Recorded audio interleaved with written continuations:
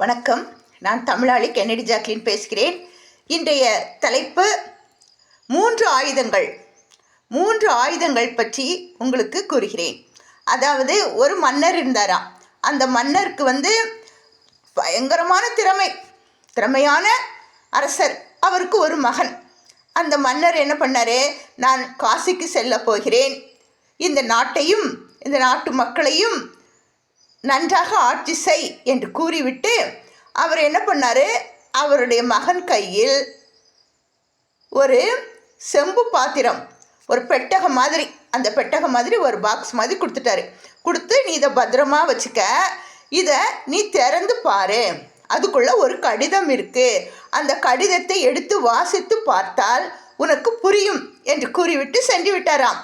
உடனே இந்த மன்னரின் மகன், இவர் தான் இப்போ நாட்டுக்கு ராஜாவாயிட்டாரே, நினைக்கிறாரு நம்ம கையிலேயே நாட்டையும் கொடுத்துட்டு நாட்டினுடைய பொக்கிஷங்களையும் கொடுத்துட்டு இதை ஆட்சி செய் என்று சொல்லிவிட்டு, அப்படி என்ன இந்த பெட்டிக்குள்ளே இருக்கும்? ஆமாம், அதானே எல்லாரும் அப்படி தானே நினைப்போம். அப்படி என்னது இருக்கும் அப்படின்னு சொல்லிட்டு எப்படியாவது அதை திறந்து பார்க்கணும்னு திறந்து பார்க்குறாரு. திறந்து பார்த்தா அந்த கடிதத்தில் எழுதி இருக்கிறதை பாருங்கள். அதுக்குள்ள 3 முத்து இருக்குது.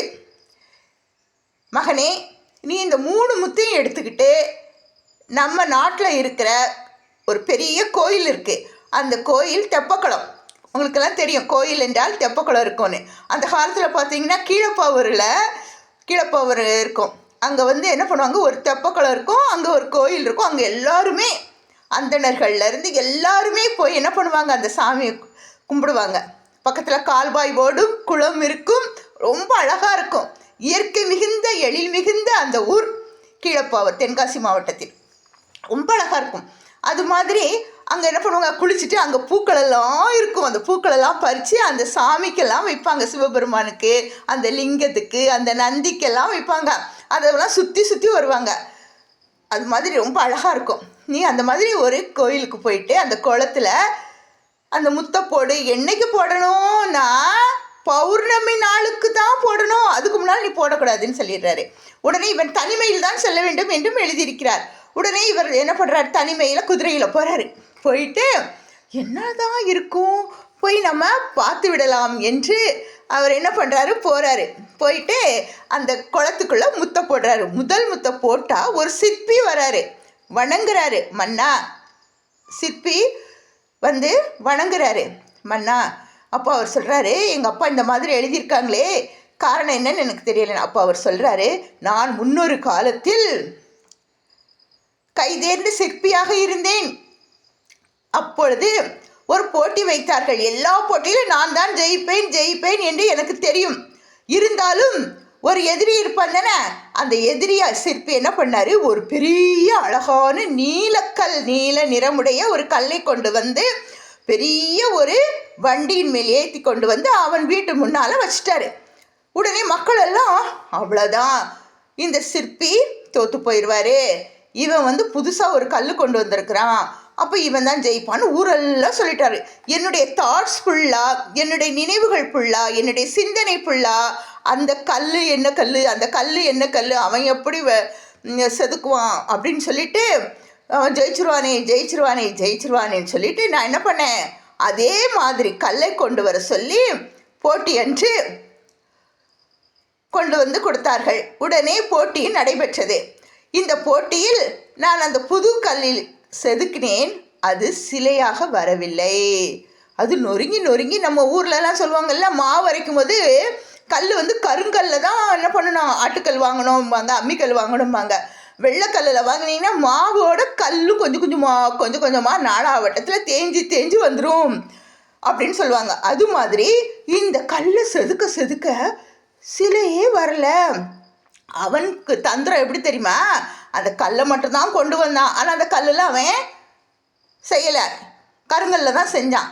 அவன்தான் வெற்றி பெற்றான். அதனால் தெளிவு என்ற ஆயுதம் இருக்க வேண்டும். எப்பொழுதுமே மனதில் தெளிவு இருக்க வேண்டும். அதான் மனதின் தெளிவு இருக்க வேண்டும், மனதில் உறுதி இருக்க வேண்டும். நான் உறுதியை இழந்து விட்டேன், தெளிவை இழந்து விட்டேன் மன்னா, கடைசியில் நான் தோற்றுவிட்டேன். தெளிவோடு என்ற ஆயுதம் இந்தாங்க அப்படின்னு சொல்லிட்டு கொடுத்துட்டு அது மறைஞ்சிட்டான். உடனே இன்னொரு முத்தை போட்டால் அது வருது. என்ன யார் வராங்க அப்படின்னு பாருங்க. ஒரு கடமையில் சிறந்த நிதானம் தேவை. நிதானம் என்ற ஒரு ஆயுதம் வருகிறது. அவர் என்ன சொல்கிறாரு அப்படின்னா, மன்னா நிதானம் வேண்டும். அதாவது நான் மல்யுத்த வீரன், என்னை வெல்ல யாருமே கிடையாது, மற்போரில் நான் தான் சிறந்த வீரன் என்று எண்ணிக்கொண்டிருந்தேன். எனக்கு பயிற்சி அளித்த அதே ஆசிரியர் தான் எதிரிக்கும் அளித்தார். ஆனால் அவர் என்ன கூறினார் என்றால், உன்னை விட திறமைசாலியாக இருப்பான் போலுக்க, சொன்னவொடனே கற்றுக்கிறானே, அதை செஞ்சுக்கிறானே, இதை செய்கிறானே அப்படின்னு அவர் எனக்கு சொன்னார். சொல்ல நான் என்னுடைய நம்பிக்கையை கொஞ்சம் கொஞ்சமாக இழந்துட்டேன். ஒருவேளை நம்மளை மிஞ்சிருவானோ அப்படி என்று இரவும் பகலும் தூங்காமல் இருந்து கடைசி வேளையில் மற்போரில் மல்யுத்தத்தில் நான் தோற்றுவிட்டேன். அதனால் நிதானம் வேண்டும், எதையும் நிதானித்து செயல்பட வேண்டும். அவன் என்ன பண்ணியிருக்கான், ஆசிரியர்கிட்ட போய் இந்த மாதிரி நீங்கள் சொல்லுங்கள், உங்களுக்கு வேண்டிய பொன்னும் பொருளும் தருகிறேன் என்று என்னுடைய வீரத்தை கொஞ்சம் கொஞ்சமாக அணுவாக குறைத்து கொண்டு இருந்திருக்கிறான் எதிரி என்று கூறி அந்த நிதானம் என்ற ஆயுதத்தை கொடுத்தாராம். அடுத்தது ஒரு பெண் புலவர், அழகாக இருக்கிறாங்க, இளம் வயது பெண்பார் புலவர் வருகிறார்கள். வந்து கூறுகிறார்கள். என்ன கூறுகிறார்கள் அப்படின்னா, மௌனம் என்ற ஆயுதம் கொடுக்கிறார்கள். எப்படி கொடுக்கிறார்கள் என்றால், நான் சிறந்த புலமை வாய்ந்த பெண், எங்கள் அப்பா எனக்கு சிறு வயதிலிருந்தே செயலியற்றும் திறமையையும் கவிபாடும் வல்லமையும் கொடுத்திருந்தார்கள். என்னை மிஞ்சி யாரும் ஒன்று செய்ய முடியாது என்று இருந்தேன். ஆனால் பக்கத்து நாட்டிலிருந்து ஒரு பெண்மணி வந்து, உங்களை நான் வென்று விடுவேன் இந்த முறை என்று கூறி வந்து நின்றார்கள். உடனே அவர்கள் ஒரு விவாதம் வைத்தார்கள். விவாதம் என்றால் போட்டி, சொற்போர் மாதிரி. அப்போ 2 பேருக்கும் சொற்போர் நடைபெறுகிறது. அப்பொழுது அந்த சொற்போரில் அந்த பெண்மணி என்ன கூறினார்கள் தெரியுமா? சூரியன் மேற்கே உதிக்கும் என்று. உடனே எனக்கு கோபம் வந்து விட்டது. இது கூட தெரியாமல் விவாதத்திற்கு வந்து விட்டாளே என்று எண்ணி, நான் இல்லை, கிழக்கில்தான் உதிக்கும் என்று கூறிக்கொண்டே இருந்தேன். அவளோ நிறுத்தவே இல்லை, மேலும் மேலும் அதையே சொல்லிக்கொண்டே இருந்தாள். எனக்கும் கோபம் வந்து விட்டது. கிழக்கில் என்று நான் கூற அவள் கடைசியில் என்ன கூறுகிறாள் என்றால், நீங்கள் தோற்றுவிட்டீர்கள், கிழக்கில்தான் உதிக்கும் எனக்கு தெரியும், ஆனால் அந்த தவறானதை நீங்கள் இவ்வளவு தூரம் விவாதித்து விட்டீர்கள் அல்லவா என்று கூறி நிறுத்திவிட்டாள். உடனே அங்கே இருந்த புலவர்கள் எல்லோரும் வந்து கூறுகிறார்கள், புத்திசாலி பெண் யார் என்றால் புதியதாக வந்த அந்த பெண்மணி தான், அந்த பெண்பார் புலவர் தான் என்று கூறிவிட்டார்கள். அங்கே இருந்த தன்னுடைய அப்பா, தன்னை பற்றி நன்றாக தெரிந்தவர், ஆசான், குரு, அவர் கூறுகிறார், என் மகள் புத்திசாலி அல்ல, நான் ஒத்துக்கொள்கிறேன். ஏனென்றால் எப்பொழுது தவறான ஒன்று தெரிந்தும் அதற்கு விவாதம் பண்ணினாளோ அப்பொழுது அவள் தோற்றுவிட்டாள். அப்பா, எப்படி பாருங்க என்று கூறினார்கள்.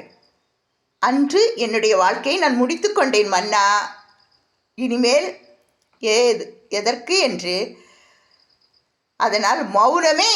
நம்மிடம் விவாதம் பண்ண வருகிறார்கள் என்றால் அவர்கள் என்ன கூறுகிறார்கள் என்பதை நாம் சிந்தித்து தான் விவாதத்தை தொடங்க வேண்டும். தவறு என்றால் தவறுதான், அதற்கு மௌனமாக இருக்க வேண்டும். நான் இல்லாமல் சென்றதால் ஊரே, உலகமே என்னை மௌனம் இல்லாதவள் என்று கூறிவிட்டது. இந்தாங்கள் மௌனம் என்ற ஆயுதம் என்று இப்பொழுது 3 முத்திற்கும் 3 சிற்பி, மல்யுத்த வீரர், பெண்பார் புலவர் 3 பேர்களும் கூறிவிட்டு 3 ஆயுதங்களையும் தெளிவு, நிதானம், மௌனம் என்ற ஆயுதத்தையும் கொடுத்துவிட்டு வாழுங்கள், நன்றாக வாழுங்கள், நன்றாக ஆட்சி செய்யுங்கள் என்று கூறிவிட்டு சென்று விட்டார்களாம்.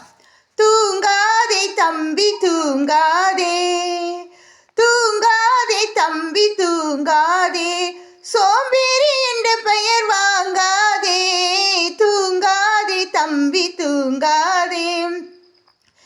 நீ தாங்கிய உடையும் ஆயுதமும் பல சரித்திர கதை சொல்லும் திரைக்கதவும், சக்தி இருந்தால் உன்னை கண்டு சிரிக்கும், சக்தி இருந்தால் உன்னை கண்டு சிரிக்கும், சத்திரம்தான் உனக்கு இடம் கொடுக்கும், சத்திரம்தான் உனக்கு இடம் கொடுக்கும். தூங்காதே தம்பி தூங்காதே, கடமையில் தூங்கினவன் புகழ் இழந்தான், கொண்ட கடமையில் தூங்கி அவன் புகழ் இழந்தான். அதனால் கடமையை மறவாதீர்கள், கடமையுடன் இருங்கள், நன்றாக செயல்படுங்கள். உங்கள் தமிழாளி கென்னடி ஜாக்லின் என்று தன்னுடைய மகனுக்கு இதை அறிவுறுத்திவிட்டு சென்றாராம். நாமும் அப்படியே இருப்போம். நன்றி, வணக்கம். இதை லைக் பண்ணுங்க, ஷேர் பண்ணுங்க, சப்ஸ்கிரைப் பண்ணுங்க. உங்கள் தமிழாளி கென்னடி ஜாக்லின்.